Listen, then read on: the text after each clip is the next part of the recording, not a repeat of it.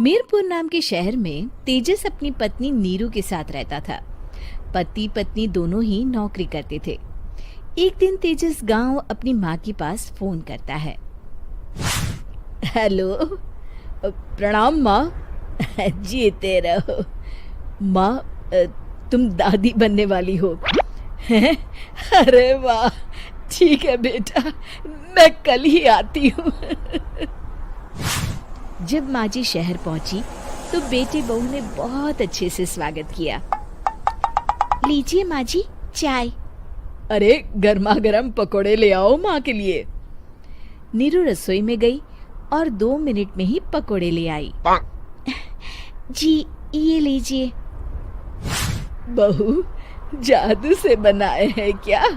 अभी तो रसोई में गई थी। यम्मी। माँ जी, शीला रसोई में पकोड़े तल रही है, मैं बस लेकर आई। हे भगवान, मेरा धर्म भ्रष्ट कर दिया तूने। अब तो गंगा जल से शुद्धिकरण करना होगा। दूसरे दिन, माँ जी मैंने नाश्ता बना दिया है, ऑफिस जा रही हूँ। पर अभी तो घर का सारा काम पड़ा है। शीला आती ही होगी, झाड़ू पोछा बर्तन कपड़े वो सब कर लेगी। हमारे जमाने में घर का सारा काम हम ही करते थे। जी माँ जी, आप बहुत होशियार हैं, मैं घर ऑफिस दोनों नहीं संभाल पाती। तो जरूरत क्या है घर से बाहर जाकर चाकरी करने की? वैसे भी घर का काम खुद करने से घर में बरकत आती है, समझी? पर माँ जी। पर वर कुछ नहीं, इस महीने की पगार मिले फिर ऑफिस बंद। हाँ। रात को नीरू तेजस से कहती है, सुनिए जी, माँ जी बोल रही थी कि मैं नौकरी छोड़ दूं। वैसे ठीक ही तो है, अभी तुम्हें आराम की जरूरत है। फिर भी आराम कहाँ, शीला को छुड़ाने के लिए बोल रही थी। तो अब 24 घंटे में इतना काम तो कर ही सकती हो। पर जॉब पसंद है मुझे, घर पर मन नहीं लगेगा। अगले दिन जब दोनों ऑफिस के लिए निकल रहे थे, मेरी तो कोई कीमत ही नहीं है इस घर में। माँ जी, आजकल महंगाई बहुत है, रहन सहन भी बदल गया है, दोनों नौकरी करते हैं तभी ठीक रहता है। अच्छा, तू कहना क्या चाहती है? मेरा बेटा तुझे बिठा के खिला नहीं सकता? तू ही इस घर का खर्च चला रही है, हैं? नहीं माँ जी, मेरा वो मतलब नहीं था। मतलब खूब समझती हूँ, ये बाल धूप में सफेद नहीं किए मैंने। हाँ। अब तो ये रोज का काम हो गया था। तेजस भी रोज की झिकझिक से परेशान हो गया था।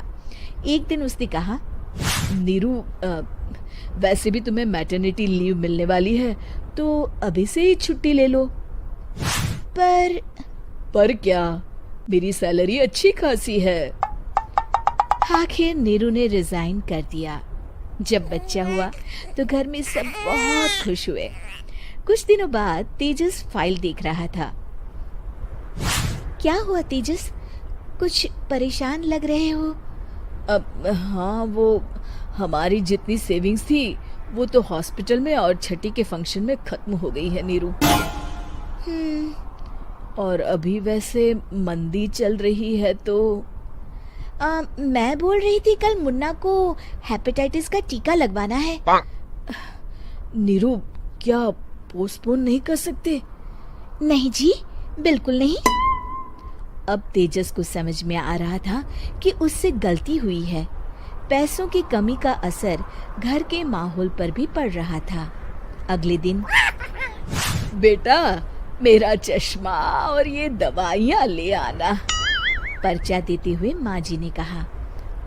जी। तेजस, मुन्ना के लिए दूध का डिब्बा और डायपर भी ले आना, और ये किराने के सामान की लिस्ट है, इसे भी लाना है। तेजस गुस्से में लिस्ट मरोड़कर फेंकता है और चिल्लाता है, पैसे क्या पेड़ पर उगते हैं?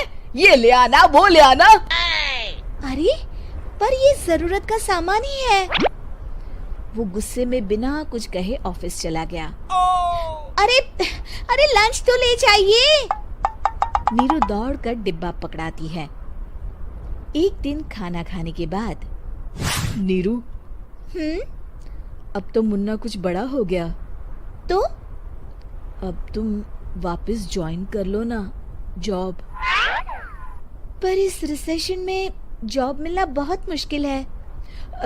ट्राई तो करो। फिर मुन्ना? माँ जी है ना, और एक फुल टाइम मेड भी लगा लेंगे। पर माँ जी, उन्हें तो पसंद नहीं।